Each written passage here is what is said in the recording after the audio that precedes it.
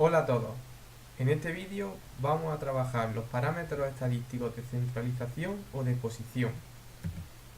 Bien, comenzamos con el primer parámetro de posición, que será la moda. La moda será el valor de la variable que tiene una mayor frecuencia. Podrá haber distribuciones que tengan más de una moda. Además, si los datos están agrupados en intervalos, el intervalo con mayor frecuencia se llamará intervalo modal. Otro parámetro de posición que encontramos es la media aritmética. Será el resultado de dividir la suma de todos los datos entre el número total. Veamos a continuación un ejemplo para realizar la media aritmética. Si tenemos esta tablita de frecuencia, vamos a calcular una nueva columna que será x sub i por f sub i, ¿vale? Hacemos el sumatorio y vemos que nos da 40. La media, por tanto, se podrá escribir como la suma de la multiplicación de esa variable x sub i por f sub i o directamente de nuestro sumatorio que vemos que da 40. 40 entre el número de datos, que es 9, nos dice que hay una media de 4,44. Los siguientes parámetros de posición que vamos a trabajar son la mediana y los cuartiles. Comenzamos definiendo la mediana, que será el valor central de la variable. Para calcular la mediana se ordenarán los datos de menor a mayor o viceversa. Tenemos que tener en cuenta que si el número de datos es impar, la mediana será el que ocupe el centro. Si el número de datos es par, la media aritmética de los valores centrales. Veamos un ejemplo en el que vamos a tener un número de datos impar. Por ejemplo, la tablita de frecuencia del ejemplo anterior. Vemos que tenemos 9 datos, por lo tanto la mediana será el que ocupe la posición 5. La posición 5 vemos que está ocupada por el número 4, ya que tenemos 4 que van desde 2 hasta 8, porque teníamos 6. Si ahora tenemos un número de datos par, como por ejemplo muestra esta tabla de frecuencia, la mediana será la posición 5 y 6. En este caso la posición 5 y 6, volvemos a mirar en nuestra f sub i, está ocupada por el número 4, por lo tanto la media de 4 más 4 sigue siendo 4.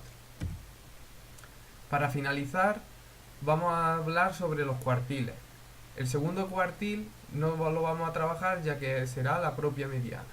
El cuartil 1 será el dato que tiene mayor del 25% de los datos, mientras que el cuartil tercero es el dato que es mayor que el 75% de esos datos. Para calcular la posición del primer cuartil se calculará como n partido 4, mientras que para la del cuartil tercero, n por 3 cuartos. Comenzamos calculando las posiciones de dichos cuartiles. Comenzamos con el cuartil primero, en el que tomamos el nuestro 10 partido de 4 y nos da 2,5, es decir, vamos a buscar la posición 3. Para el segundo cuartil, que hemos dicho que coincide con la media, en este caso sería 10 partido de 2. Y finalmente, para el cuartil tercero, hacemos las 3 cuartas partes y nos da la posición 7,5. Finalmente, veamos cuánto valen esos cuartiles. La posición 3 vemos que está ocupada por el número 4, ya que hay 4 desde la posición 2 hasta la 7. Para el cuartil segundo es 4. Y finalmente para el cuartil tercero buscamos la posición 8 y la posición 8 está completa por un 7, ya que los 7 van desde este 7 hasta el 10. En esta parte del vídeo vamos a realizar el mismo ejemplo que hemos realizado para la media, pero ahora con la calculadora.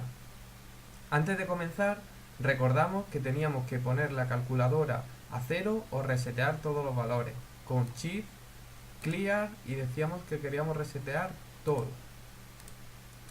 Una vez que hemos borrado todos los datos, nos vamos a nuestro modo y pulsamos el 2, modo estadístico.